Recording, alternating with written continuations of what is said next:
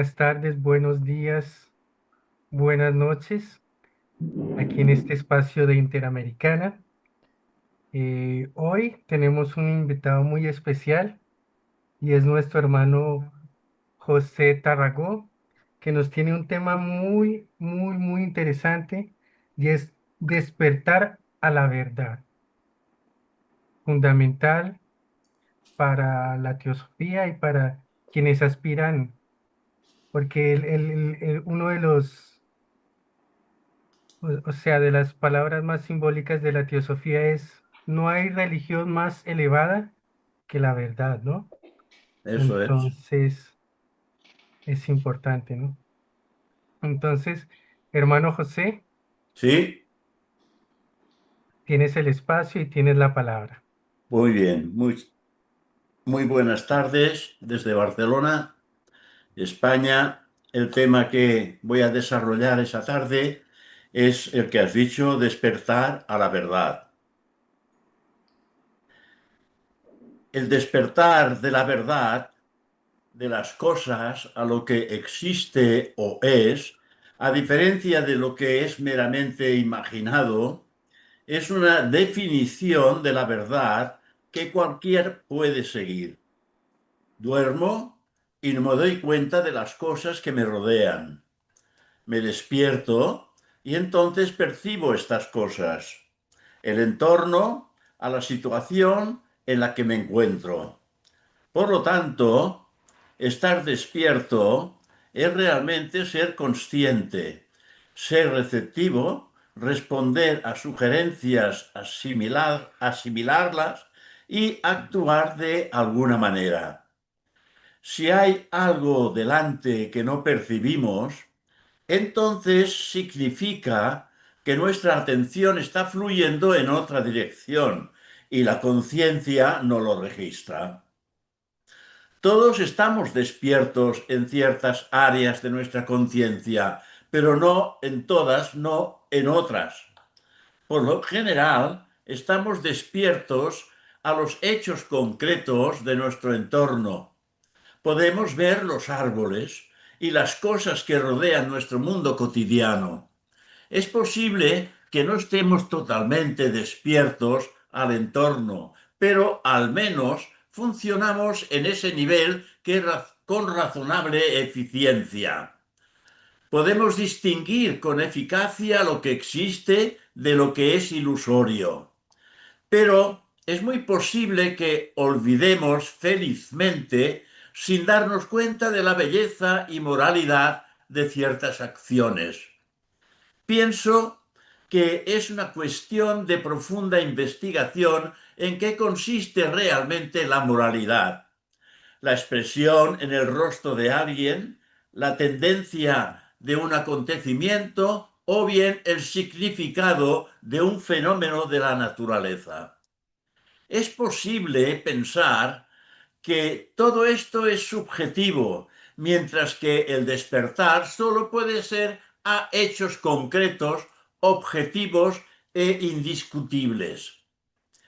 Lo que llamamos el significado de una cosa lo percibimos o comprendemos solamente dentro de nosotros. Por lo tanto, podemos decir que es irreal. Cada uno tiene sus propios pensamientos y sentimientos privados y en ellos puede haber verdad o falsedad o simple imaginación y fantasía. ¿No tiene la belleza un gran significado en nuestras vidas? ¿O significa que no pensamos cosas bellas, sino que pensamos que algo es bello? Es decir, si miramos una cosa y pensamos que es bella, pero ¿es correcta esa opinión? ¿O es la belleza de forma o color, en sonido o movimiento, en pensamiento o expresión o belleza del alma?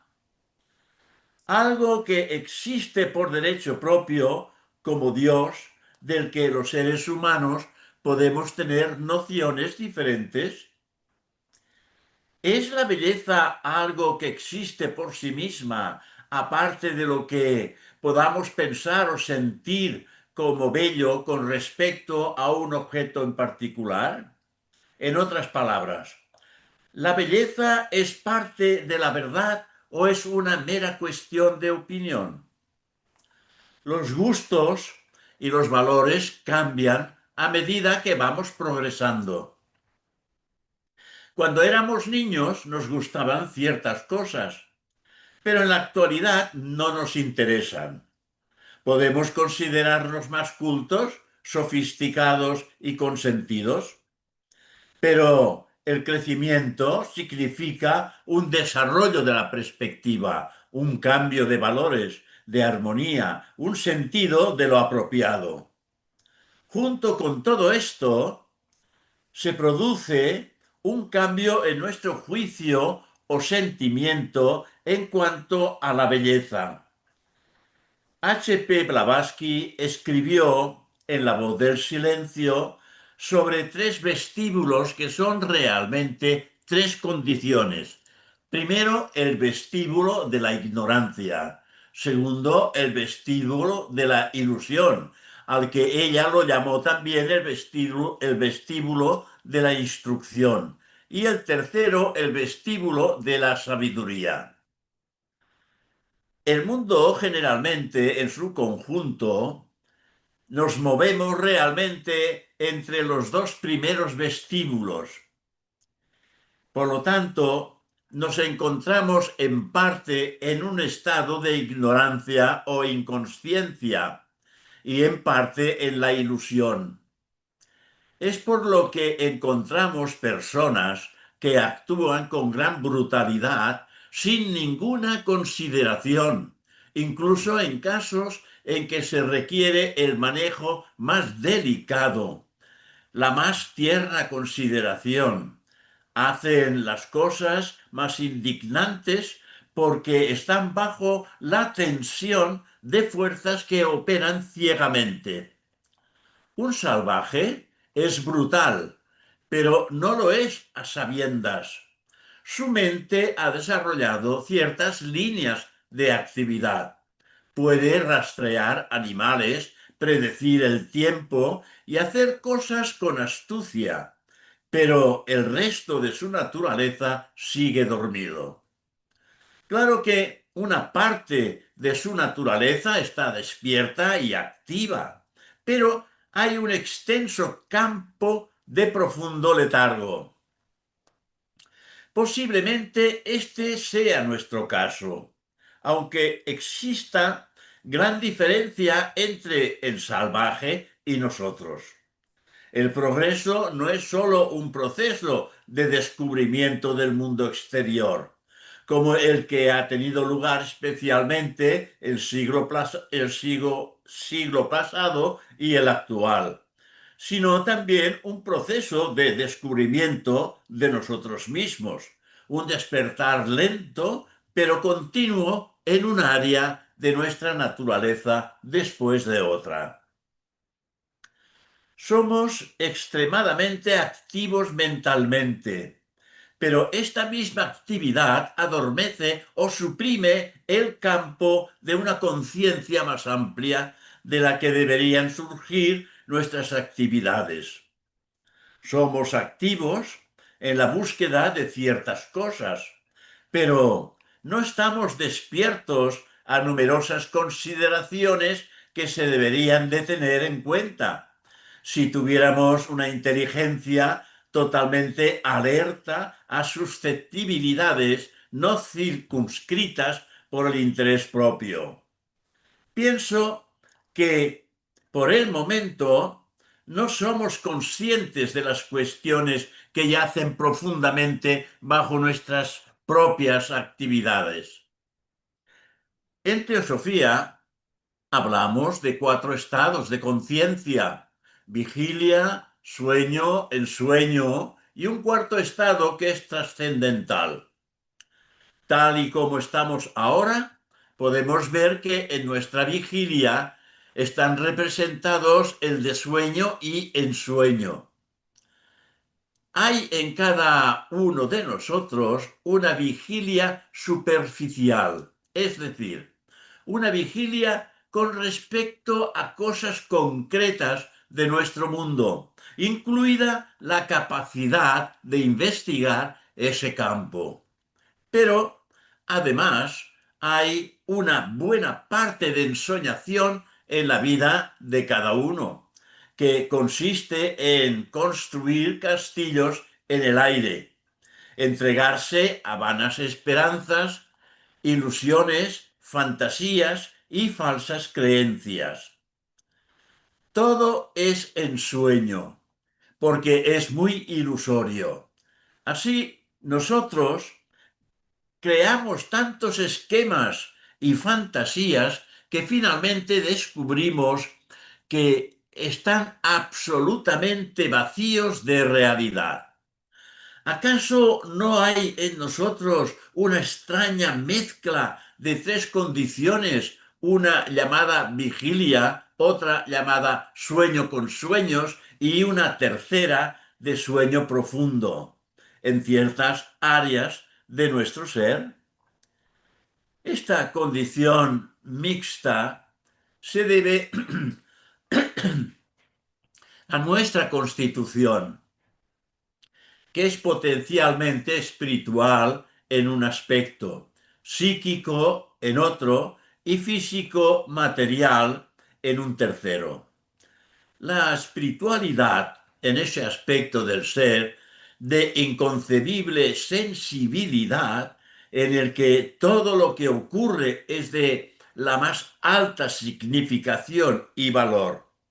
El psíquico en ese aspecto de nuestra naturaleza en el que entran nuestros instintos ciegos y las influencias del deseo.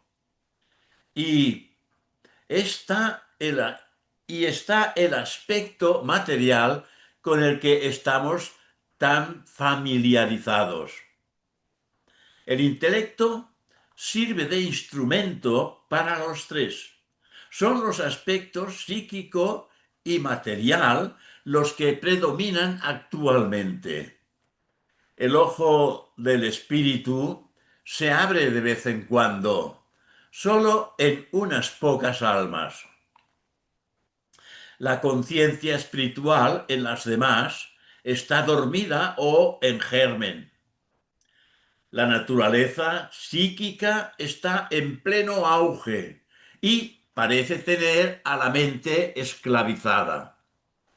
La mente, con relación a la materia física, está totalmente despierta y es donde ella se manifiesta. Tal como están las cosas actualmente, hemos progresado tanto en la evolución que hemos llegado a un grado de autoconciencia que nos hace muy conscientes de nuestros derechos. La actitud general en el mundo actual es de no estar dispuestos a ceder si no es bajo presión, y la de querer defender nuestro terreno real o imaginario y también luchar. Tal vez esa conciencia sea buena en cierto modo. Ha dado lugar al autogobierno en los pueblos, a la igualdad de derechos de la mujer, a los derechos de las minorías, a los derechos del ser humano. Ser consciente de los derechos de uno es ser consciente de la propia individualidad, un paso aparente necesario en el progreso humano, a partir del cual se puede proceder a la comprensión de otras individualidades. Pero aún no estamos despiertos a las demandas de toda la vida de nuestro afecto y servicio. Ser individual es ser distinto y separado. Y en la actualidad nos encontramos con una intensificación de esta separatividad que adopta numerosas formas expresándose en diferentes emociones.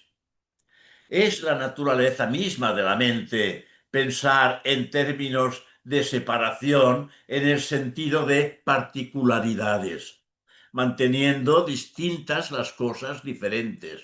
Pero al identificarse como un yo, es decir, con las reacciones que constituyen el yo personal, se aísla de la relación con los demás y proyecta entonces imágenes de los demás.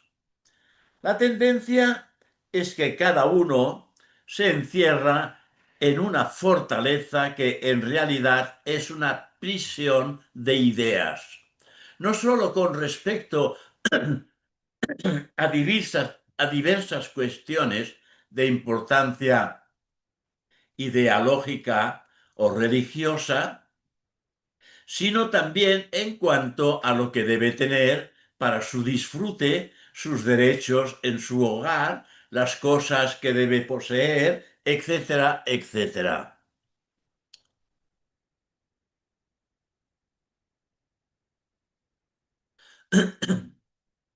Este individualismo actual, que suele considerarse un signo de solidez y progreso, es en realidad una barrera para la evolución de la naturaleza más profunda y sutil del ser humano, en la que todo tiene una expansión sin restricciones, como una onda que se expande libremente cuando no está acotada por barreras. Claro que de esta naturaleza sabemos muy poco.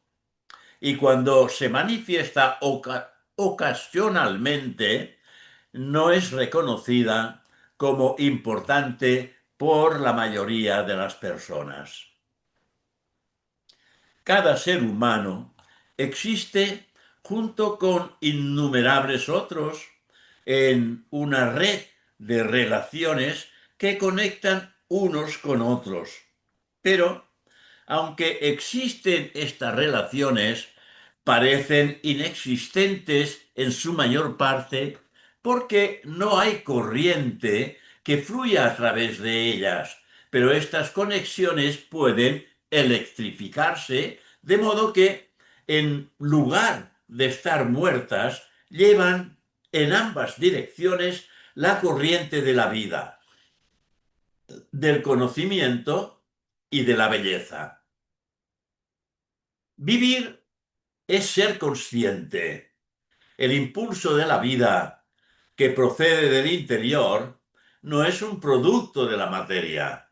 Da lugar a la mente que, en cierto modo, es más que la mera conciencia, pero al mismo tiempo menos que ser plenamente consciente. Cuando pensamos, la atención se dirige a cosas particulares y se pierde lo universal. Así que la totalidad de nuestra conciencia experimenta inevitablemente una disminución. Toda criatura viviente existe como una corriente de vida cuyo flujo es el mismo proceso de vivir. La misma verdad puede expresarse como manifestación única del ser único que está en todos los seres vivos, para su propia evolución, para el gozo y la revelación de su propia belleza y también capacidad. Si aceptamos esta verdad, producirá una enorme diferencia en nuestra actitud hacia todas las cosas de la vida. La vida oculta está, como todos sabéis, en todas partes y el objetivo, de toda forma, es manifestar la belleza y el esplendor de esa vida, no como podamos obtener alguna gratificación de ella. Todo animal salvaje, por ejemplo, disfruta extendiendo sus facultades al igual que el ser humano, uno de los hijos de la naturaleza, no para ser cazado. Pero desgraciadamente, gran parte del ser humano no ha despertado la consideración hacia ese tipo de vida. Mata y caza por placer o deporte, lo cual no deja de ser por instinto animal, regodeándose de su disfrute y también gratificación. El ser humano común no posee ese sentimiento por la vida, sin el cual no se puede conocer más que superficialmente. No conoce su emoción, su verdadera naturaleza, su belleza, la delicadeza de sus movimientos y su maravillosa potencialidad. De hecho, no sabe lo que es la vida en sí misma, ya que solo conoce sus manifestaciones externas. Hay vida, hay vivencia, sensibilidad, movimiento de la conciencia, y los estudiantes de teosofía podemos conocer la naturaleza de todo esto en nosotros mismos.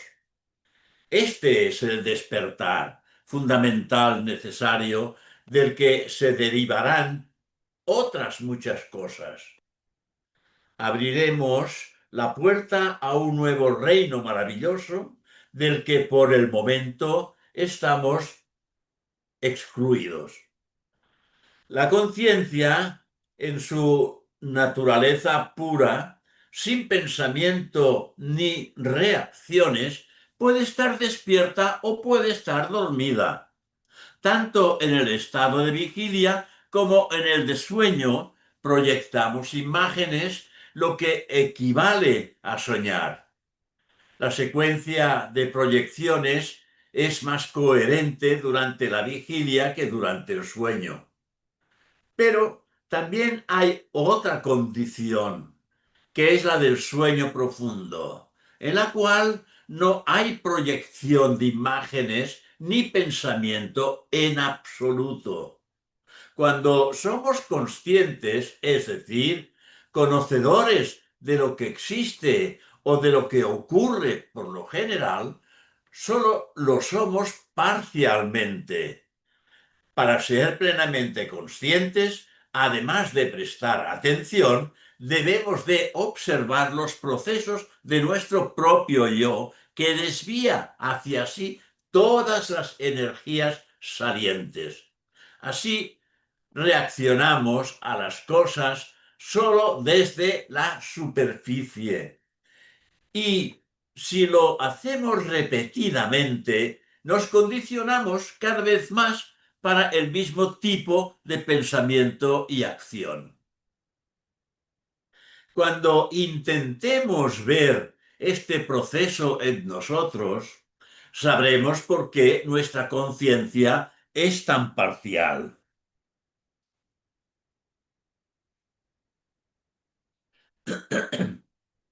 Estamos dormidos incluso cuando estamos despiertos. Podemos ser conscientes en una parte de nuestra mente y permanecer dormidos en otras. Es realmente la libertad que se obtiene en el campo de la conciencia la que determina el grado de nuestro conocimiento. Estamos despiertos en los hechos del plano concreto de nuestra existencia, pero en gran medida dormidos en el plano interno. La mente tiene que liberarse de sus apegos, que son sensaciones físicas, emocionales y mentales, antes de que podamos despertar al espíritu dentro de ellas. Espíritu significa verdad y belleza en su infinidad y absolutez.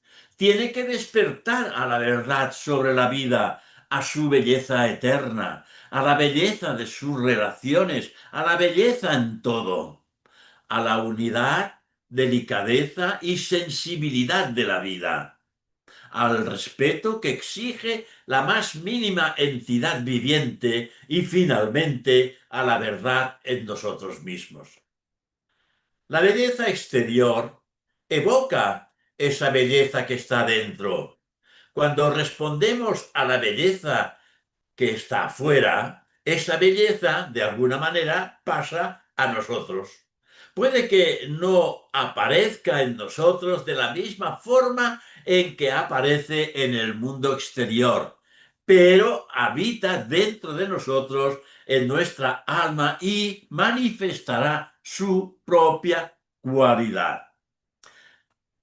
Si consideramos todo lo que es y todo lo que ocurre en el mundo entero, así como en el cosmos, digamos como un movimiento total de la vida una, de la que los santos seres, adeptos o mahatmas han hablado, entonces cada movimiento, cada fenómeno que pertenece a la vida debe tener un significado profundo del que solo recibimos un pequeño indicio.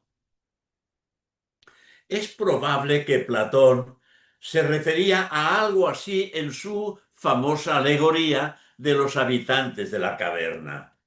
Todo fenómeno natural es un indicio de algo más real, una sombra que denota una realidad. En todo lo que está vivo e incluso también en las cosas que consideramos inanimadas, existe lo que podríamos llamar su perfección arquetípica, una cierta belleza oculta. El verdadero artista a menudo vislumbra su naturaleza. Se ha dicho en particular sobre el arte que su característica especial no consiste en copiar con exactitud las formas observables de la naturaleza, sino en ir detrás de la forma hasta la idea encarnada en ella más o menos imperfectamente. La forma en la existencia objetiva solo refleja débilmente el arquetipo. Por lo tanto, cada forma que existe es capaz de una transformación completa. De modo, lo que realmente presenta se pone de manifiesto más claramente y la forma se destaca en el carácter de su verdadera individualidad. Esto es quizá lo que intenta el proceso que llamamos evolución con respecto a todas las cosas, incluido el ser humano. No meramente como entidad física, aunque incluso su cuerpo y su cerebro son capaces de mayor perfección, sino como es internamente. Toda su naturaleza puede experimentar una transformación que la eleve del nivel de la humanidad terrenal común a una condición que pueda describirse como realmente divina y también espiritual. Desde el punto de vista interno, todo el proceso de la evolución es un movimiento hacia la liberación de la perfección individual específica en cada cosa que existe para que exprese la belleza, el valor y la calidad que yacen ocultas dentro de ella, como parte de un todo magnífico. Esta belleza oculta que pertenece aún más a esos aspectos que sólo percibimos débilmente y que se manifiesta físicamente, es la verdad espiritual que subyace en su ser o en nuestro ser individual. Es esta relación entre belleza y verdad la que se expresa en las palabras: la belleza es la verdad y la verdad es la belleza. Hay aspectos de lo que llamamos belleza, que no son objetivos ni físicos, sino que pertenecen a esa naturaleza que podemos llamar el alma del ser, que puede llegar, perdón, al corazón, de manera que no podemos describir con palabras. El desertar que ha de tener lugar solo puede producirse cuando la mente está tranquila y desapegada, no cuando está en un frenético torbellino. Solo en ese estado, cuando el corazón está perturbado por ninguna reacción personal, puede haber un despertar, como puede ser belleza, significado, amor y verdad, en sus aspectos más sutiles y espirituales. Todo tipo de preocupación, todo tipo de actividad que procede de su propio impulso, es decir, mecánicamente, todo tipo de tensión es como una cuerda fuertemente tensada que repele todo impacto. Es un obstáculo para recibir cualquier cosa nueva del exterior o para que surja algo nuevo desde nuestro interior. Un hombre perfecto puede describirse de varias maneras, por su naturaleza, por sus cualidades, sus logros, por el tipo de transformación que ha experimentado y también por el tipo de relación con todos los seres y cosas que lo rodean. Es una relación en la que hay muchos elementos: belleza, comprensión, respuesta, etcétera, etcétera. Como hay vida, es decir, una especie de electricidad vital irradiando desde él, no sólo electrifica los filamentos que lo conectan por todos los lados, sino que es interiormente vibrante como la cuerda de un violín que tiene la tensión adecuada. Es sensible a su relación universal, una condición en la que las experiencias de todos los demás seres son como las propias. Si A ama a B con un amor extraordinario, él puede entrar en ese amor al responder a todo. La belleza de cada acto en su respuesta, que nunca procede de la superficie, sino de la totalidad de sí mismo. Se convierte en parte de la belleza del panorama total de lo que es la vida. Lo que es bello se considera deseable o amable, lo que indica que la respuesta natural de la belleza es el amor.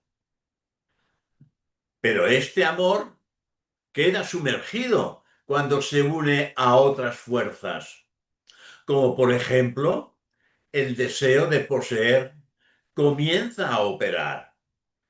Cuando la naturaleza interna de uno se despierta, de tal manera que ve la belleza oculta en todo, entonces su amor se vuelve ilimitado y universal. Puede decirse que está enamorado de la vida misma.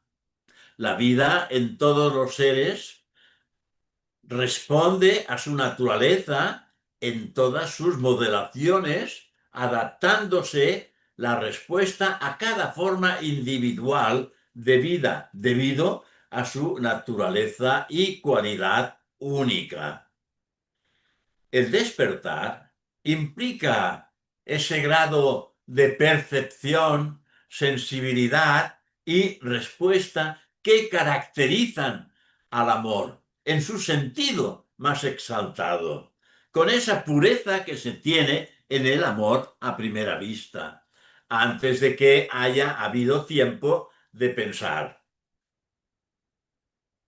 La chispa divina en cada uno tiene esa potencialidad y cada uno de sus movimientos surge de la naturaleza de su sensibilidad y amor, pero esta naturaleza entra en acción solo cuando hay libertad para ello, como la compasión, que nunca, nunca es forzada. Tenemos un concepto muy débil y pobre, a menudo manifestamente egocéntrico, de lo que significa el amor. No hay que confundirlo con ese amor emocional superficialmente satisfactorio y posesivo con el que estamos familiarizados. Cuando hay verdadero amor, la belleza extraña, sutil y oculta en el objeto de amor se manifiesta como en caracteres iluminados. Es el amor de la naturaleza divina de uno mismo y no puede adquirirse por esfuerzo, pues solo puede entrar en acción cuando está el terreno preparado, abonado y listo para ello. Ningún esfuerzo de la mente o de la voluntad puede triunfar si se esfuerza a amar, pues la acción de ambas está fuera de esa naturaleza sensible y libre. La única manera de liberar esta naturaleza del amor, del estado de latencia en el que se encuentra dentro de nosotros mismos, es eliminar todos los obstáculos creados por el pensamiento egocéntrico. La naturaleza del amor, que es nuestra verdadera naturaleza, es una naturaleza llena de sabiduría que sabe instintivamente cómo actuar. Cuando uno ve no solo la sombra y el aspecto exterior, sino que representa y anima toda su perspectiva, es diferente. También tengo que decir a nuestro favor que como estudiantes verdaderamente interesados, no vemos las cosas como las ve el mundo. Se dice que el ser supremo o el ser uno universal tiene tres atributos. El primero de ellos consiste en que el ser es una energía, la fuente de vida. El segundo, que su naturaleza es una naturaleza de la conciencia de todos sus valores. El tercero, en que su acción se caracteriza por la felicidad o el amor. Los términos sánscritos, como todos conocéis, son respectivamente Sat, Chit, Ananda. En todo animal, insecto y planta hay conciencia, pero solo cuando esa energía o nivel del ser que nos constituye particularmente, existe esta posibilidad de amar, de conocer la belleza, de experimentar esa felicidad que no es alegría superficial ni satisfacción física o emocional. En esa naturaleza en la que se realiza esta posibilidad, se mezclan la vida y la luz. La llama de la vida, cuya gloria clama toda la naturaleza y la luz que ilumina la verdadera naturaleza de lo que es las cosas. Cuando estamos, digamos, bien abiertos a la vida y nos veamos afectados por cada uno de sus movimientos, entonces conoceremos por nosotros mismos de que la vida es divina en su naturaleza, en sus raíces, y la respetaremos en todos los demás. Hubo un estado original perdido y desaparecido hace mucho tiempo.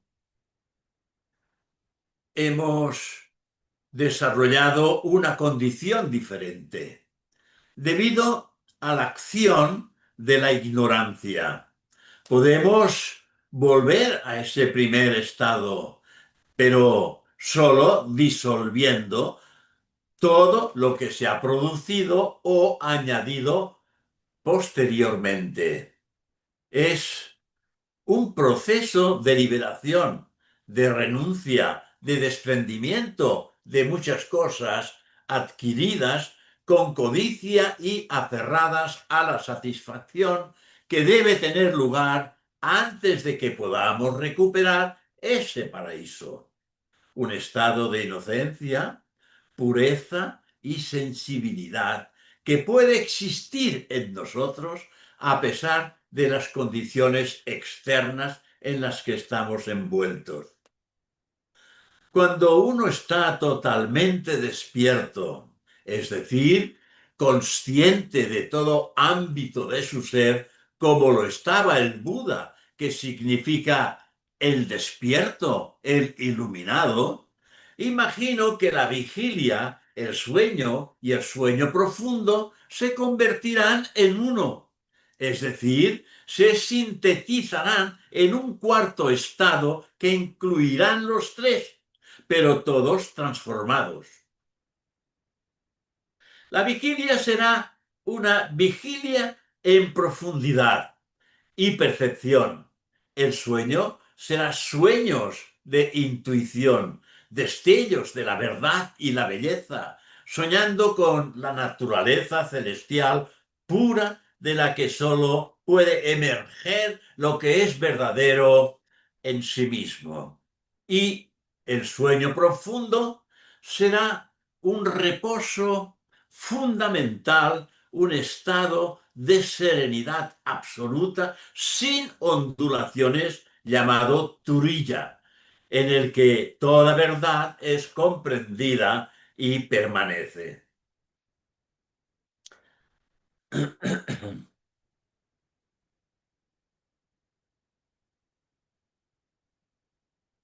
Superficialmente, la mayoría de nosotros somos propensos a pensar que sabemos cuál es la naturaleza de la verdad o realidad, utilizando indiferentemente estos términos, y que es una cuestión de opinión o de gusto, ya sea si una cosa en particular es bella y sin determinar lo que es fundamentalmente bueno. Podemos actuar bajo la suposición de lo que es agradable, es bueno, al menos podemos hacerlo hasta un cierto punto. Pero estas ideas casuales no nos proporcionan una base firme de entendimiento, ni pueden tampoco ser eficaces para moldear nuestra vida, nuestras vidas y pensamientos en un marco de armonía con la verdadera naturaleza de las cosas. La verdad, la bondad y la belleza son una trinidad de valores que juntos confieren a la vida la más elevada perfección que puedan poseer. Y la vida junto a la conciencia presentan un aspecto de la verdad más vital y real que cualquier hecho externo a ella. Verdad es una palabra con una connotación que va mucho más allá y más profundamente que las formas de las cosas. Damos a la palabra de la verdad no sólo el significado de un hecho observable, sino también un significado que la relaciona con la entidad viviente, como cuando nos referimos a un ser humano que es veraz y auténtico. Hay verdad en el pensamiento cuando existe una relación exacta o lógica entre ese pensamiento y los hechos reales. La verdad tiene, pues, un significado que se refiere a una cualidad o naturaleza que se manifiesta en todos los niveles del ser y está presente tanto en el conocedor como en lo conocido, tanto en el sujeto como en el objeto. La vida, en todas las formas objetivas que existe, desde la más simple a la más compleja, se desenvuelve en un patrón predeterminado. Pero en el aspecto de la conciencia, donde existe la posibilidad de no estar atada a ningún patrón particular, una conciencia realizada solo en el ser humano puede desenvolverse en formas de su propia creación o expresión en completa libertad. Es, pues, en la naturaleza que exige en tal libertad, en el libre albedrío de los instintos puros, que entonces caracteriza su acción, donde la verdad, así como la bondad y la belleza, tienen su fundamento último.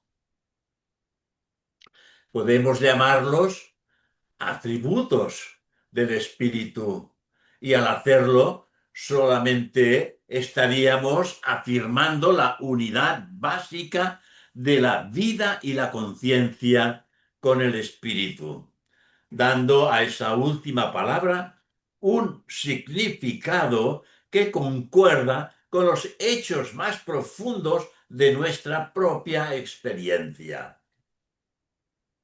Cuando la energía que es vida, surgiendo de su fuente desconocida, como de su fuente cristalina, fluye en formas y patrones que dan plena expresión a su capacidad latente, liberando su potencial, hay alegría. Es pues la fuerza de esta liberación lo que le da a la vida su intensidad dinámica. Visto así, el propósito de la vida, que a veces cuestionamos cuando nuestra experiencia no es todo lo que debería de ser, no puede ser un fin impuesto por una mente insatisfecha, inquieta o creativa, sino que debe residir en la naturaleza de su propia acción y movimientos adecuados. Cuando un ser humano es realmente feliz y está contento, vivir es un fin en sí mismo. Es así para todas las formas de vida. Solo el ser humano tiene una mente lo suficientemente desarrollada como para recordar y avanzar suspirando por lo que no es, y por lo tanto tiene el problema de dónde encontrar la paz y cómo vivir. La bondad, que es un atributo esencialmente humano, tiene su raíz en una voluntad bondadosa. Pero la naturaleza, en tal volición, no puede ser una inherente a la vida cuya acción tiene la naturaleza tanto de ley como de libertad. En esa naturaleza, todos los seres humanos son uno, aunque exteriormente estemos divididos, cada uno por su propio pasado, así como también por las circunstancias que le son propias. De ahí la lógica del consejo: haz a los demás lo que quieres que te hagan a ti. La bondad en toda relación se experimenta como un sentimiento interno de ser movido a ser bueno. No surge de una condición de estancamiento dentro de uno mismo, que significaría aislamiento, así como un cese parcial del flujo de la vida, implicando la inhibición de la voluntad que funciona en libertad. No es una condición que busque la evasión del mal. Al parecer, es un movimiento ético y moral del espíritu basado en la unidad, que existe en medio de toda diversidad, pero que exhibe en el plano del intelecto y de las emociones esa belleza que es una expresión de su propia armonía inherente. La bondad puede asumir diferentes formas, pero el espíritu que se manifiesta en la naturaleza de la voluntad que opera siempre la misma, lo que está sujeto a cambios según las conveniencias del momento independientemente de otras consideraciones, es la así llamada voluntad, que en realidad es la acción mecánica de fuerzas ajenas al verdadero ser de uno.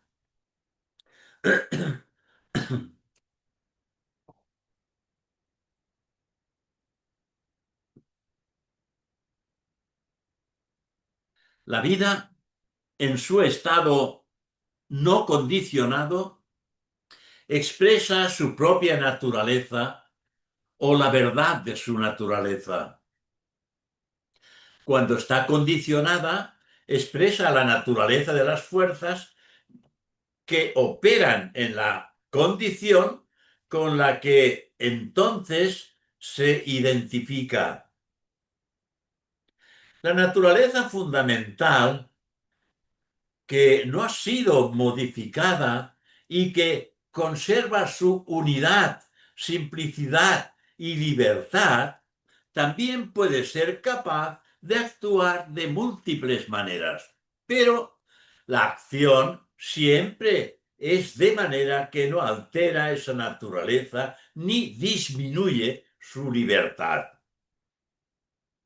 La acción es una expresión de las energías de esa naturaleza que funciona según las leyes inherentes, no un producto de fuerzas distintas de ella misma.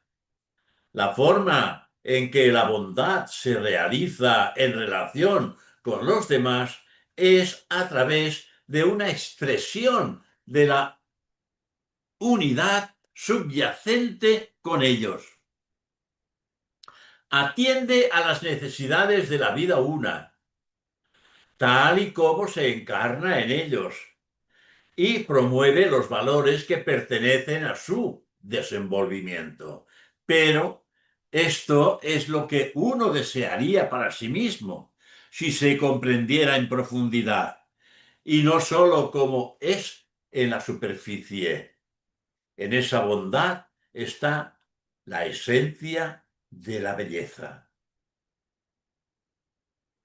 Así pues, la verdad es lo que existe realmente y por tanto es independiente de nuestra ignorancia, pero se funde con el conocimiento. Es, a diferencia de lo que no es, lo que solo imagina una mente limitada e imperfecta. La vida, como único agente universal, es por excelencia. En su propia naturaleza y libertad es la existencia pura, sat, un, un expresivo término sánscrito que tiene la connotación de verdad, así como también de la bondad, y todo lo que implica la palabra realidad. La vida, al ser espiritual en su esencia, busca manifestarse en una forma de armonía y tiene necesariamente que ser individual en sus expresiones. La forma define la cualidad particular que se manifiesta. Puede que no veamos mucha definición en las formas rudimentarias, pero la vemos de forma más llamativa en las formas que son perfectas y bellas.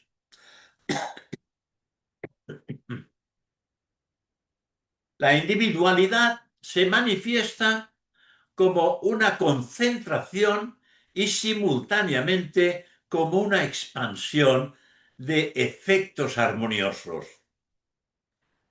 Una bella figura o rostro humano ilustra esta verdad. Toda forma bella resplandece con la cualidad de su individualidad.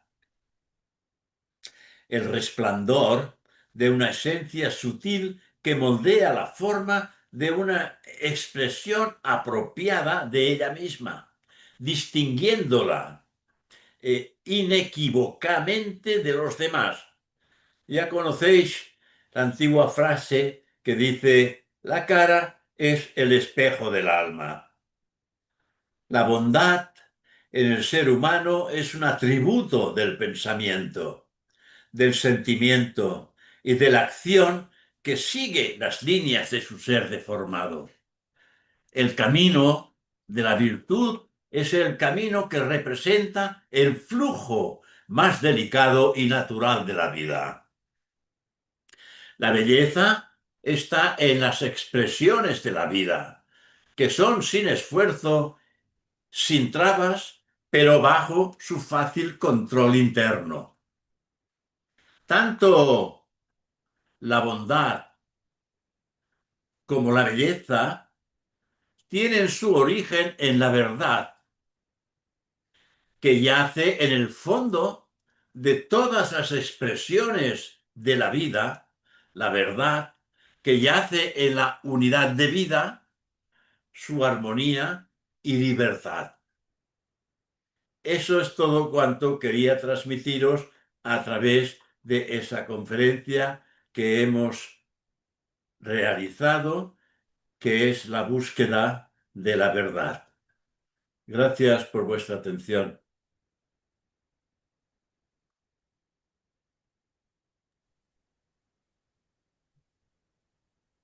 Bueno, muchas gracias, José, por esta excelente conferencia. Y bueno, vamos a abrir los micrófonos para las personas que tengan preguntas, inquietudes. Entonces los micrófonos están abiertos. Ahora, es que no encontraba el punto. Ahora os veo.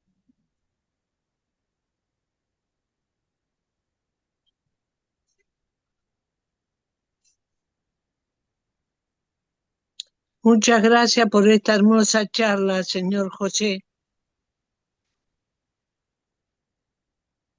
Muy bien, gracias.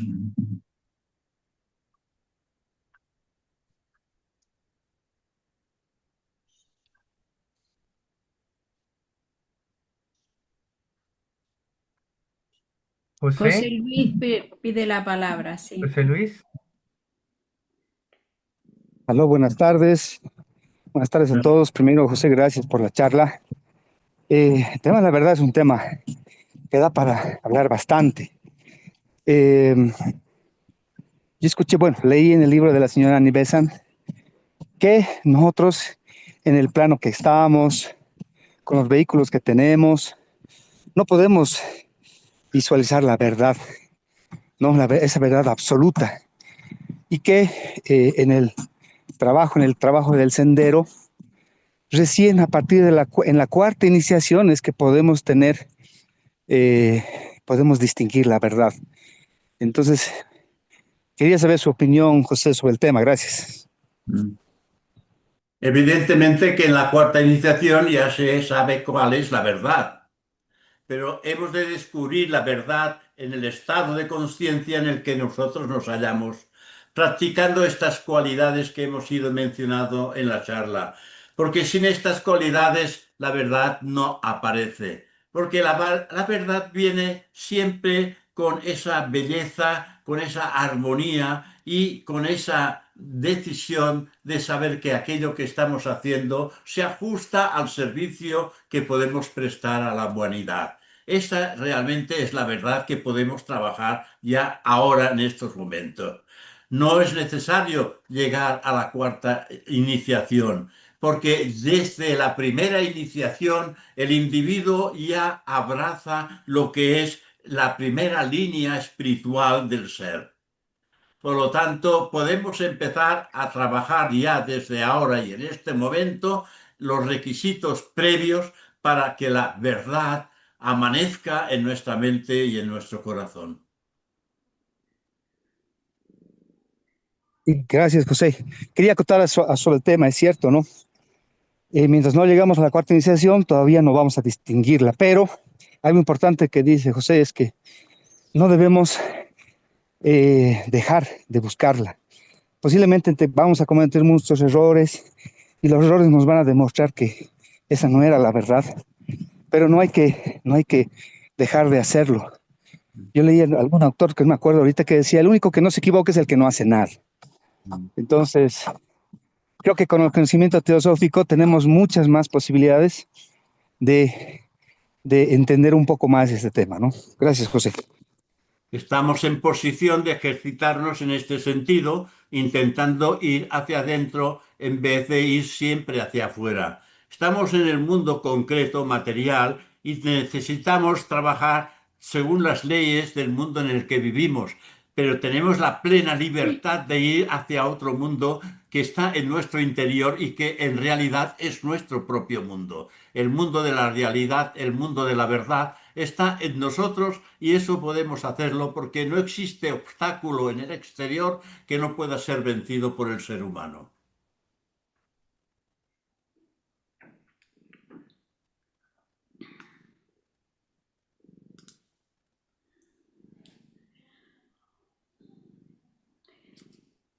Eh, ¿Sí? ¿puedo hablar? Sí, Carmencita. Sí. Bueno, en principio quería felicitar a José porque él siempre trae temas que nos tocan mucho internamente y justamente en esa búsqueda interior, no solo de la verdad, como él ha mencionado hoy, tres palabras que han estado en su boca permanentemente y que es la verdad, la belleza y la verdad, la belleza y el amor, que todos esos tres aspectos están, digamos, ligados de alguna manera, porque llegando a la esencia de cada una de ellas, inevitablemente toca al resto. En la búsqueda de la verdad está el amor y está la belleza. Quizás el término belleza es uno de los términos que más nos pueden confundir, porque más o menos tenemos un cierto discernimiento para definir la verdad, definir el amor, en fin. Pero la belleza no es solo los aspectos exteriores digamos, de observación, que vemos una cosa que nos gusta, que es bonita, entonces es bella. No solamente constituye la belleza el aspecto externo, sino que interiormente significa tener una armonía interior, un orden interno y una perfección de la moral, de la ética, del comportamiento, de la conducta. Esto es belleza, porque si se transmiten estos valores, aquel que los recibe una onda, digámoslo así, una energía armónica y por ende bella, por más fea que sea la persona.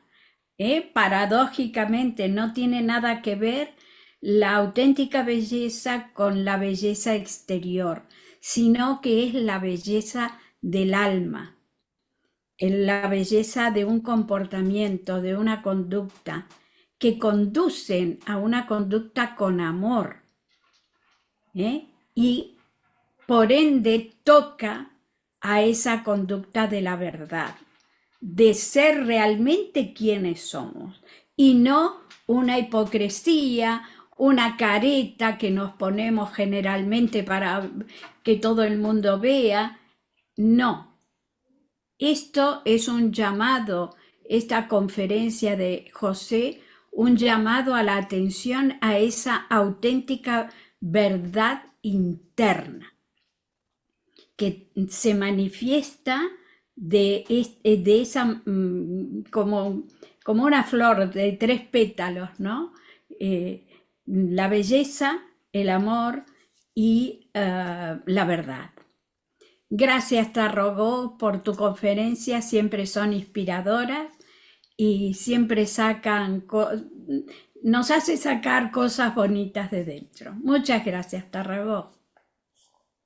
La belleza en las personalidades es hermosa, pero hay tanta belleza en la naturaleza, en una puesta de sol, en una poesía, en una sinfonía. Hay belleza por todos los lados en que el individuo fija su atención y que ese estado de conciencia, a través de lo que está experimentando, eleva su conciencia hacia una belleza que es muy superior a la física, sea canalizada a través de una forma humana o pueda ser canalizada a través de una flor, como puede ser una margarita o bien una rosa, que también hay belleza.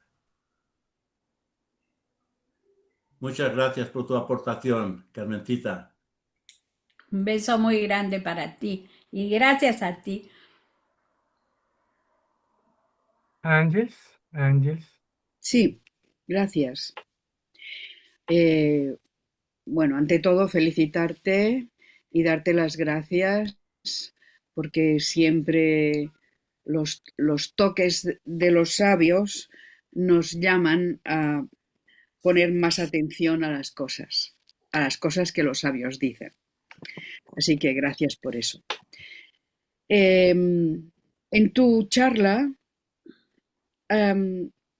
has dicho que el despertar solo puede suceder cuando la mente está tranquila y sin tensión, porque ese es el mayor obstáculo para recibir algo nuevo.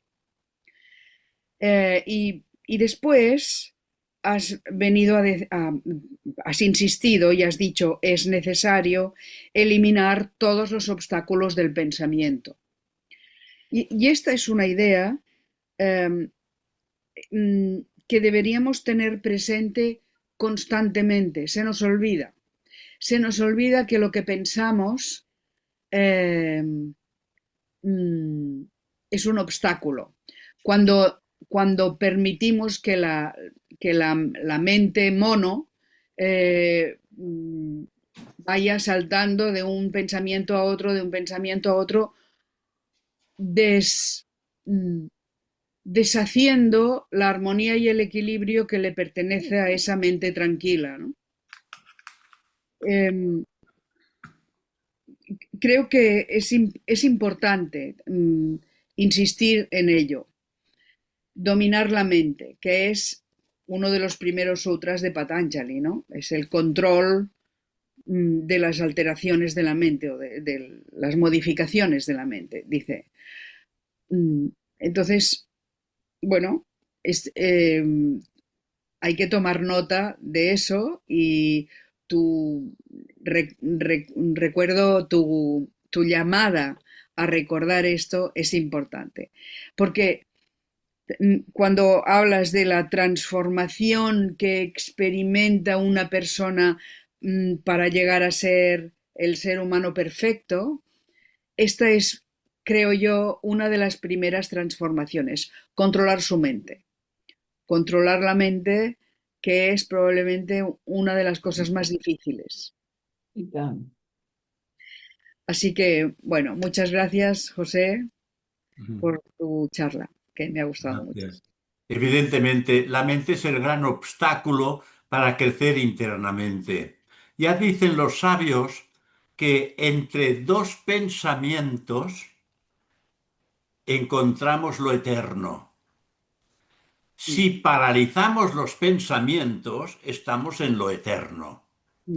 Y para dominar lo que es el pensamiento y dominar lo que es la mente fruto, que el pensamiento es fruto de la mente concreta, está siempre canalizada hacia el bullir del pensamiento, un pensamiento detrás de otro. Y este es el gran obstáculo. Y nos da a entender esta frase de un sabio que dice, entre dos pensamientos vives lo eterno, nos está diciendo, en otras palabras, que el silencio es la base fundamental para poder tener un cierto atisbo de la realidad que encerramos dentro de nosotros mismos. Muchas gracias. Richard, Pues, bueno, buenas tardes. Ah, he llegado un poco tarde a la exposición tuya, pero más o menos le he agarrado el hilo. Eh, Realmente la verdad es algo muy especial. No se la puede comprender en cada ser humano porque cada uno tiene una evolución diferente. Entonces, por más que yo trate de contar la verdad, nadie la va a entender. Y si yo mismo no la entiendo, hay que tener cuidado cuando uno habla con uno, con el otro, porque no todos tienen la razón.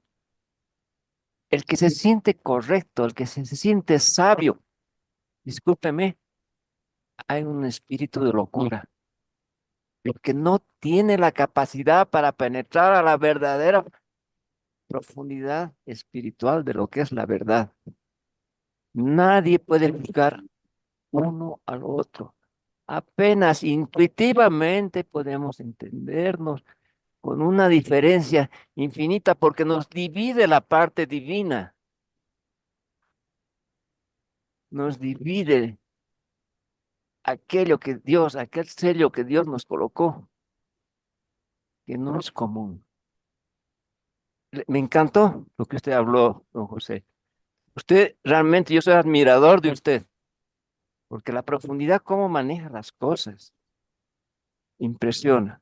Que tenga una buena tarde. Muchas gracias.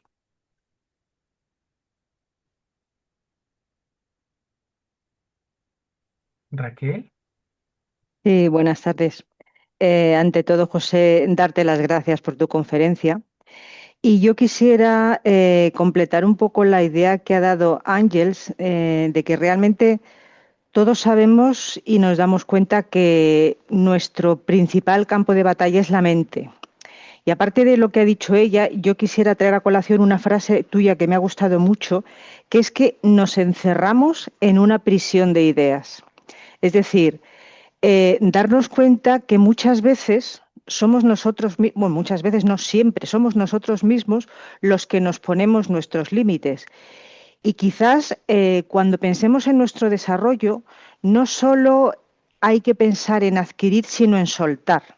Es decir, cuando intentemos trabajar la mente, no es solo aquietarla, sino también desembarazarnos de esas ideas que son barrotes y que impiden que nuestra mente sea ágil y flexible, limpia y abierta y nos permita acceder a esa verdad de la que tú has hablado. Entonces, es tener cuidado porque nosotros mismos creamos nuestros barrotes con nuestras ideas. No solo las ideas de la sociedad, de la familia, etcétera, etcétera, que todo eso más o menos podemos llegarnos a dar cuenta.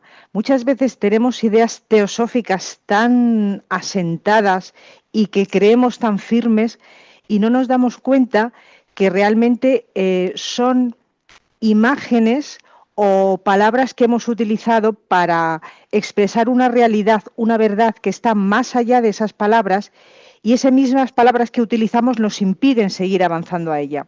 Entonces, simplemente hacer un llamamiento a que seamos conscientes de los barrotes que nos formamos con nuestras propias ideas, que nos aprisionan y no nos dejan, nos impiden encontrarnos cara a cara con esa verdad. Exactamente. Estamos encerrados en nuestra propia prisión. Nos hemos encerrado nosotros mismos en nuestra prisión y estamos muy a gusto todavía dentro de esta prisión. Si alguien, para ayudarnos, dejara la puerta abierta, no saldríamos, porque pensamos que nos sentimos seguros dentro de esta prisión, porque ha sido creada por nosotros mismos, por nuestros conceptos de cómo vemos la vida.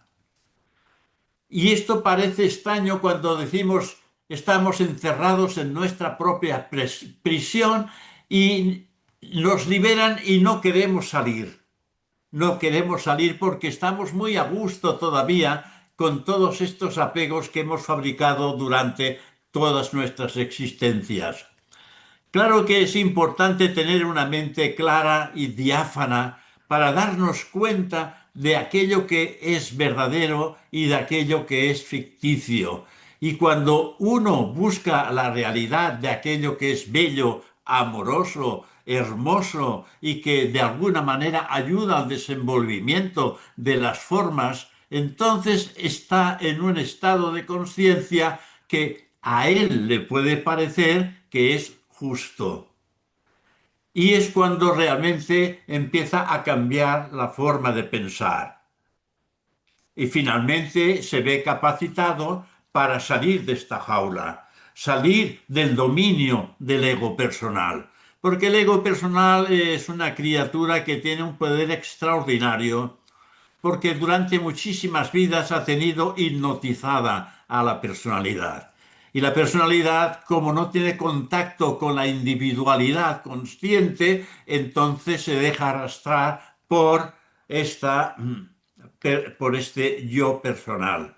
Pero si ponemos atención y nos damos cuenta, hay un estado de conciencia que es el que nos da la razón, que somos razonables, empezamos a buscar el equilibrio de las cosas en la vida y ser razonables en la comprensión con las demás personas y adquirir armonía entre contactos y entre personas. Esto hace que cambiemos la manera de pensar. Porque para practicar el desapego de todos los obstáculos que retiene la conciencia su entrada hacia la realidad del ser, es cambiar la forma de pensar. No dejar de pensar, sino cambiar la forma de pensar.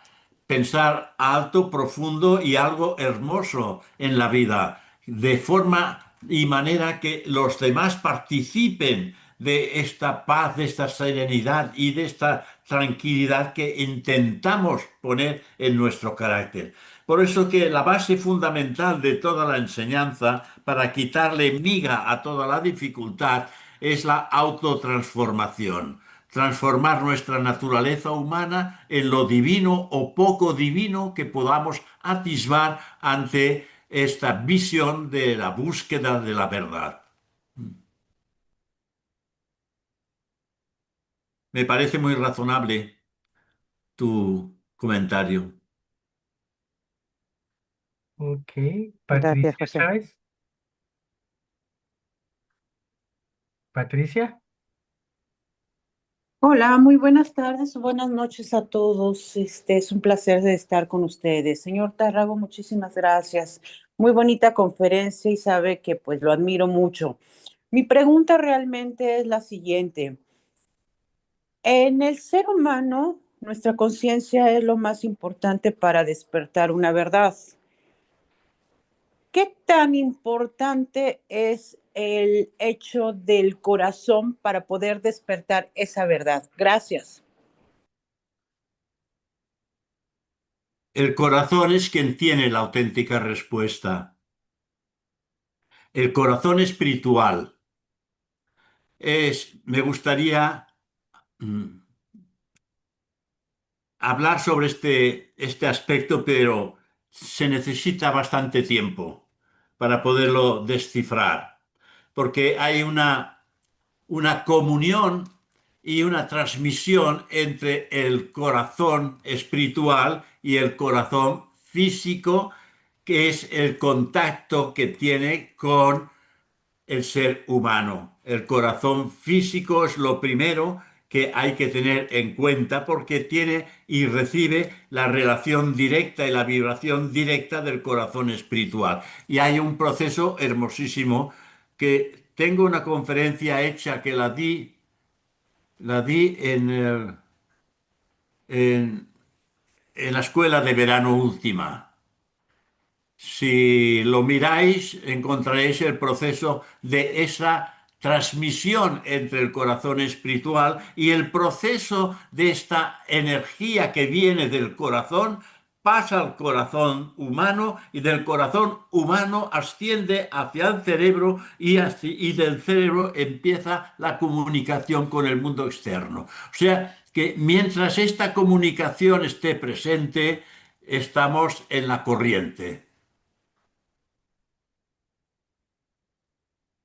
Muchas gracias, señor Tárrago. ok, Emilce, Sí, buenos días a todos y por supuesto, señor José Tarragó, para mí es escucharlo a usted, es escuchar un poco la verdad de la mente, la verdad de una persona con un trabajo más allá de lo normal, creería, para mí. Eh, en realidad la pregunta mía, mientras ustedes estaban hablando, me llevó a pensar en Parsifal, ese, ese guerrero que por salvar a los demás con muchísimo ahínco se ofreció.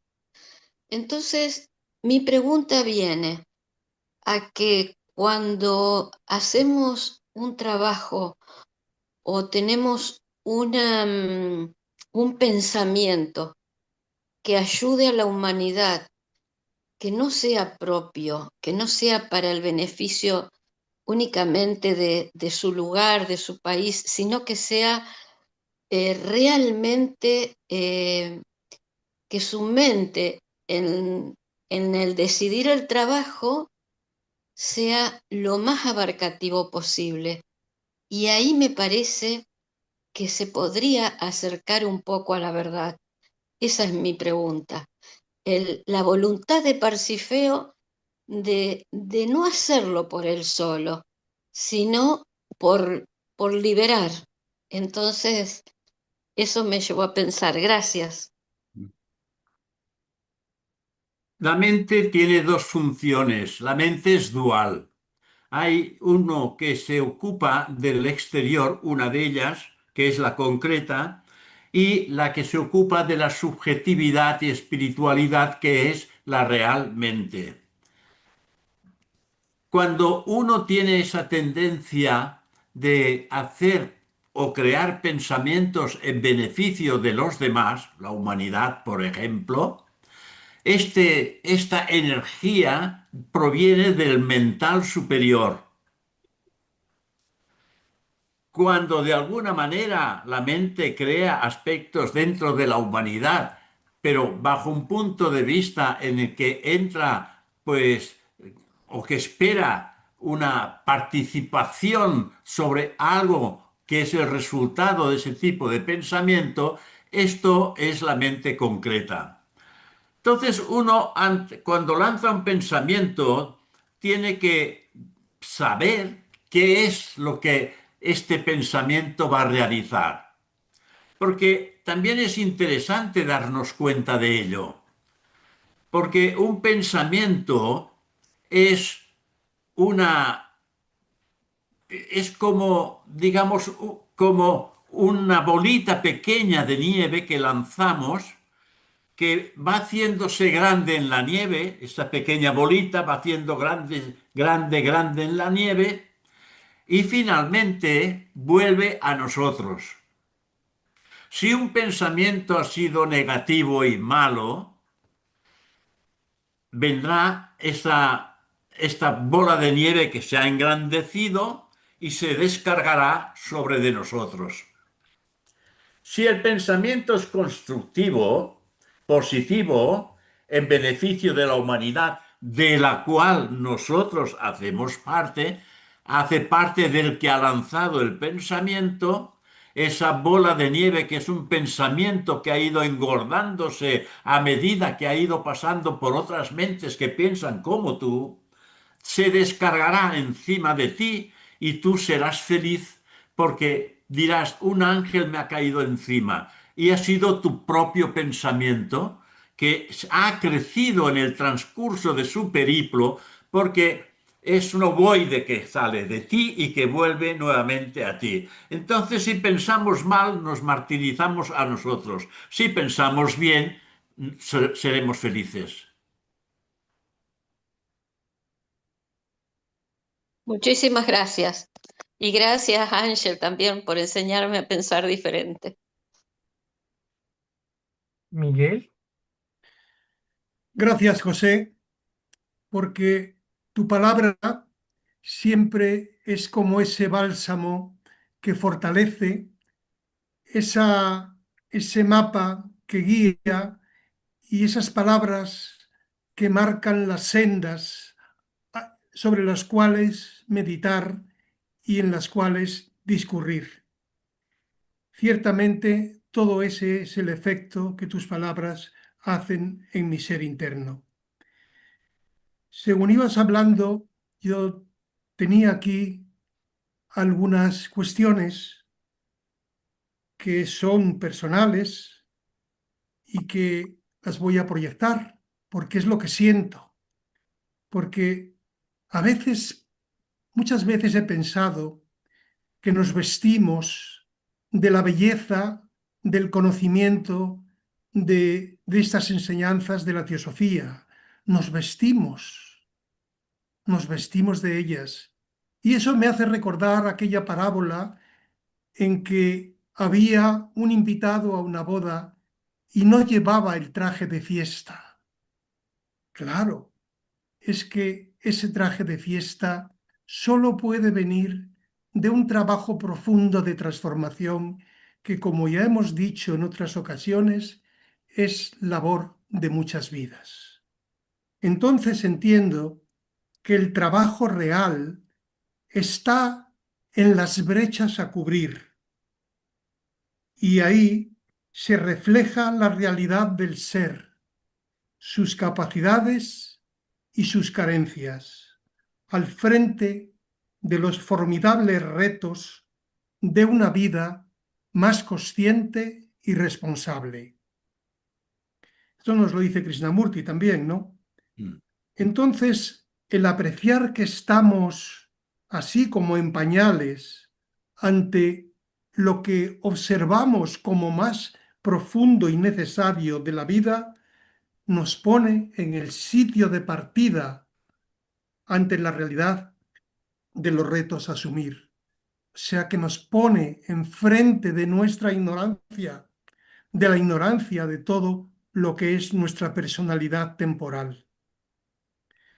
O sea, nos pone al frente de lo que no está establecido con palabras ni con bellas frases filosóficas, sino que reside en nuestros planos internos. Creo que ahí está la brecha entre nuestra ignorancia y el trabajo de transformación. Y en medio de cada día está el Dharma, el deber a nuestro alrededor, porque no de otra manera se puede llegar a recibir la bendición de un servicio realmente profundo. Los seres humanos nos imaginamos cosas a nuestra imagen y semejanza, pero la realidad nos trasciende y al mismo tiempo nos llama con esa sutileza, con esa dulzura, con esa vibración, con ese anhelo que a veces repercute, aunque débilmente, en nuestra conciencia, para decir, estamos aquí y estamos en presencia de lo eterno, y por lo tanto es a lo eterno a lo que hemos de servir. Errores, dificultades, están ahí, pero la belleza de lo otro, de lo que es permanentemente, está presente en medio de un mundo tan enfermo y con tantas calamidades. Entonces, ¿cuál es nuestro trabajo?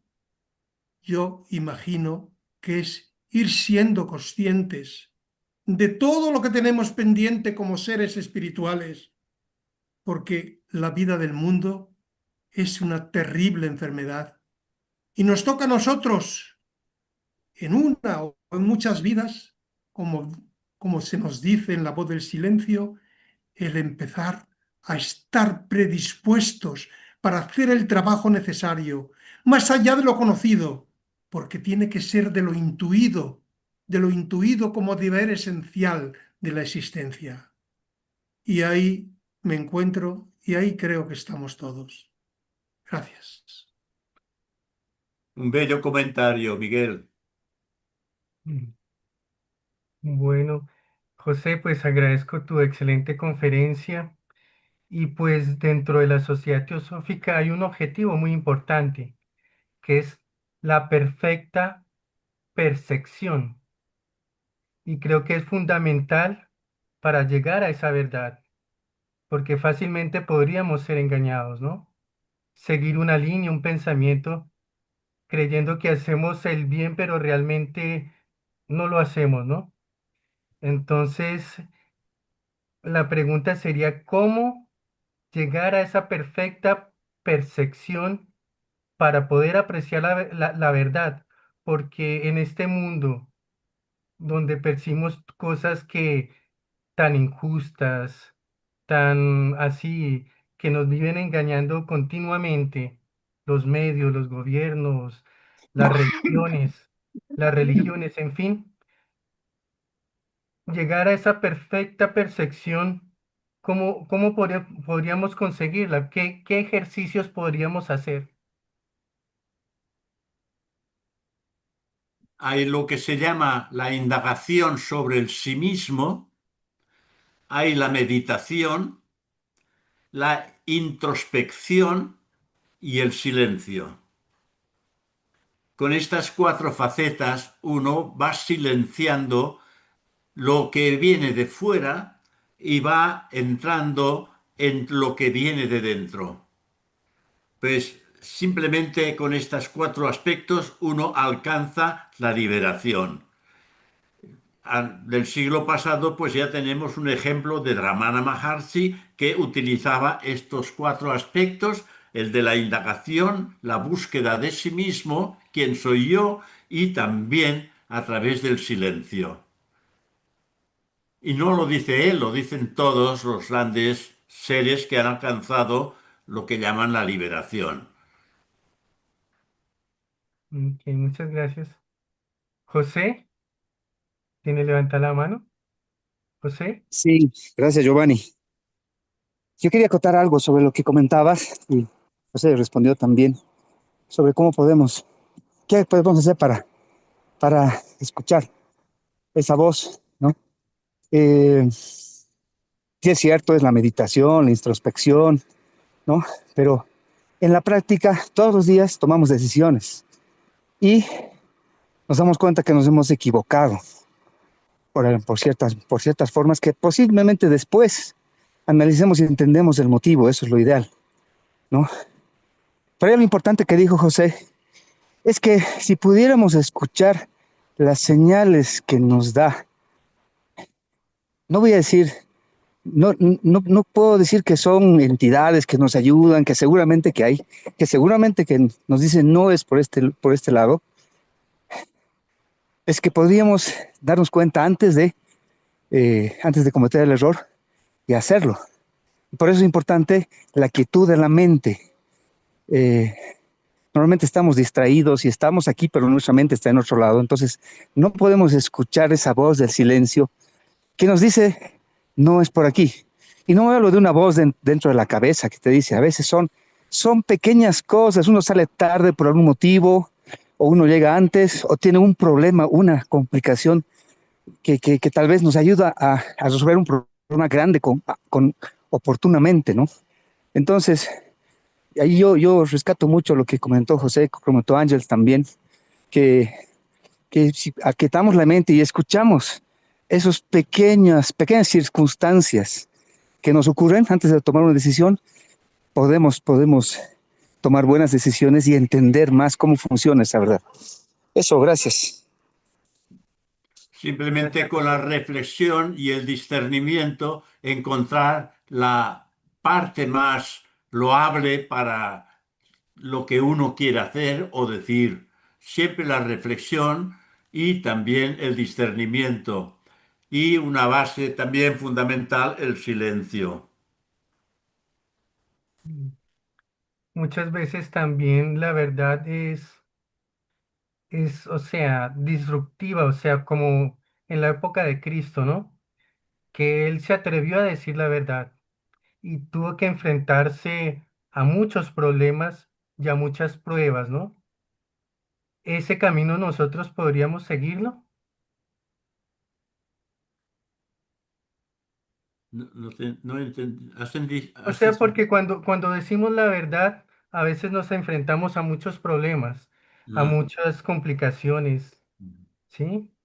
Y pues la verdad cuando es dicha interiormente, queda esa semilla, aunque en el momento socialmente no sea creíble, ¿no?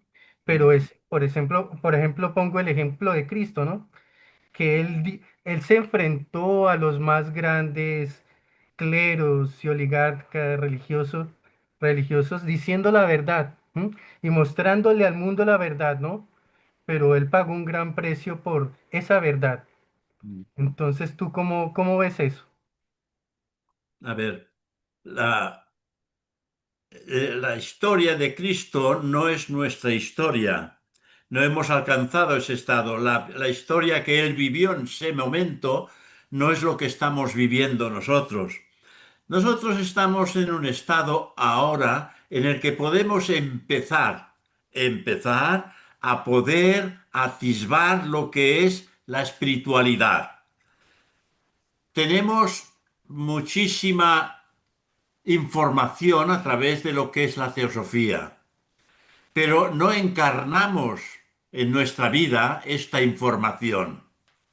Si encarnáramos en nuestra vida y en nuestros hechos lo que la teosofía nos hace entender, estaríamos en ese camino en el que Jesús, el Cristo, podía haber tenido en su experiencia cuando vino. Por lo tanto, no podemos comparar la visión que tenía Cristo en darse, Jesús que tenía en darse a la humanidad, en la que podemos tener nosotros en la actualidad. No hemos alcanzado todavía ningún resultado constructivo de la vida espiritual. Todos son pensamientos. Nada más tenemos pensamientos, pero el pensamiento no es la espiritualidad. La espiritualidad se empieza a encontrar cuando ya no hay pensamientos. Si hay pensamientos, estamos en el mundo. Si dejamos de tener pensamientos, estamos en nuestro interior. Y en nuestro interior hay la auténtica respuesta. Entonces, no podemos comparar con lo que un avatar, lo que un ser, un adepto ha alcanzado en su desenvolvimiento de vidas anteriores, en el estado de conciencia en el que nos hallamos. Estamos ahora, hemos descubierto que existe la espiritualidad, pero aún no la vivimos. Porque el gran obstáculo de no vivir esta espiritualidad es que nuestra conciencia se mueve en el mundo externo, pero no en el mundo interno. Y hacemos conciencia de todo lo que existe en el mundo. Y en alguna ocasión es posible que recibamos un tipo de vibración que viene del mental superior y ahí sí que experimentamos algo que llamamos esto es divino, esto es espiritual. Pero estamos muy envueltos todavía por la vida del mental concreto, del mental con forma, por la lucha del día, por tener la cosa mejor que no teníamos antes, la casa, el coche, el viaje, las vacaciones, todas estas cosas, mejor nuestra situación, que son loables, son cosas por las que hay que luchar, pero no darse completamente a ello. Hay que tener un tiempo para dedicar a esa introspección, a esa meditación, a esa interiorización, a esa autotransformación que podemos realizar. Porque la autotransformación quiere decir hacerlo uno mismo. Ok, muchas gracias. Richard, Me gustó mucho lo que hablaste, Giovanni, y realmente don José tiene toda la razón. Cristo, cuando vino, a pesar de que era hombre, eh, él no tenía un karma y sí un dharma, ¿no? Eh, y se desenvolvió de la manera más perfecta posible, de tal manera a no engendrar cualquier karma que podría ocurrir. Y solo tenía una salida para hacer eso, y sabemos la salida cuál fue. Pero nosotros también tenemos ese dharma, y al encontrar a las otras personas, encontramos un karma. Lo sentimos. Las otras personas no se dan cuenta que están generando un karma a esa persona o que la están manifestando. Entonces hay que tener mucho cuidado en el diálogo y en saber dónde está la verdad, hasta qué punto uno puede avanzar o no puede avanzar. Si es muchas veces esperar un buen momento, hasta poder reaccionar e entenderse, porque la idea es que somos sociables, ¿no? O sea, somos espíritus que estamos en sociedad y vamos a estar hasta el final de la evolución, y si no entendemos eso, vamos a generar un montón de conflictos. Entonces, hay que tener mucha conciencia de nuestros pasos. Permiso, que tengan una buena tarde. mm,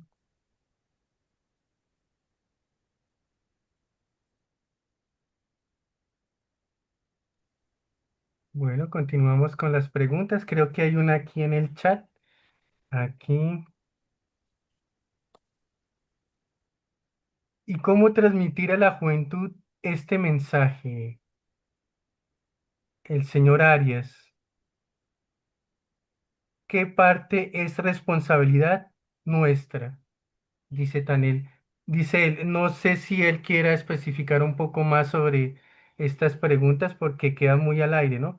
Ser un poco más específico y puedas participar.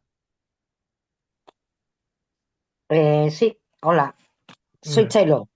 ¿Qué No, tal? sí, vale, cada vez que, bueno, siempre que escucho conferencias o clases, siempre pienso en la juventud, porque la gente que estamos en teosofía somos ya mayores. Entonces, siempre me pregunto, ¿y todo esto cómo se lo podemos enseñar a los jóvenes? ¿Qué parte es responsabilidad nuestra transmitir este mensaje y intentar abrirles los ojos? Esa es lo que quería decir. Gracias. Es, es a través del ejemplo, que vea el joven, el niño, la niña, que vea en nosotros el ejemplo de lo que realmente queremos imprimir en sus propias vidas. Porque si no hay un ejemplo, entonces ellos se rigen por lo que ven. Esto es importante. El consejo, la ayuda, estar atentos a sus necesidades internas, psicológicas y también que nuestras respuestas sean correctas, tal y como en teosofía se nos da a entender. Y este es el mejor ejemplo de ayuda que podemos dar a las nuevas generaciones.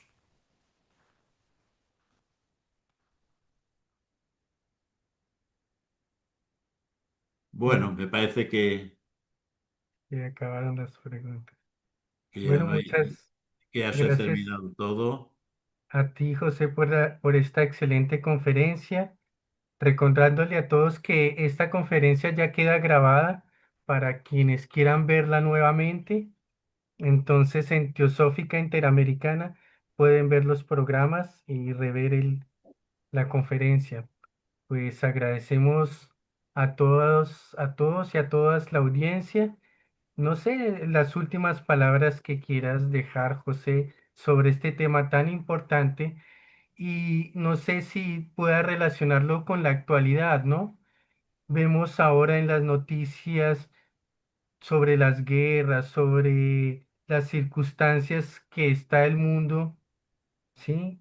Que a veces uno no sabe qué creer. ¿M? ¿Qué percepción tienes sobre eso, José? Son momentos difíciles en los que hemos de tener esa equidad, este silencio interno, este pensamiento de paz, de serenidad, con el fin de que las mentes de los que dirigen pues cambien y intenten establecer relación y comunicación sin necesidad de crispar a los demás países. Entonces el momento es la meditación de unidad por el país, por el mundo, con el fin que se puedan arreglar las cosas a través del diálogo y no a través de la guerra. Dijo Jinara Hadasa, en una ocasión dijo, si todos los teósofos del mundo hubiéramos meditado sobre la paz, no habríamos tenido la Segunda Guerra Mundial. Muy interesante.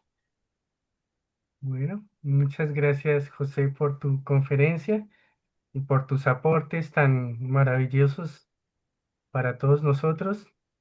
Y bueno, agradecemos a todos los participantes, Miguel, José, Carmencita, a todos los que vienen todas las semanas a este espacio, recordándoles que también es importante difundir este conocimiento porque no nos pertenece, ¿no? Entonces siempre llamar a un amigo, un conocido, alguien interesado en estos temas para poder que él también reciba parte de este entendimiento y parte de esta luz que también es una verdad, ¿no? Una verdad interior. Entonces agradecemos a todos y los esperamos el próximo sábado en este mismo horario y en este mismo espacio. Muchas gracias.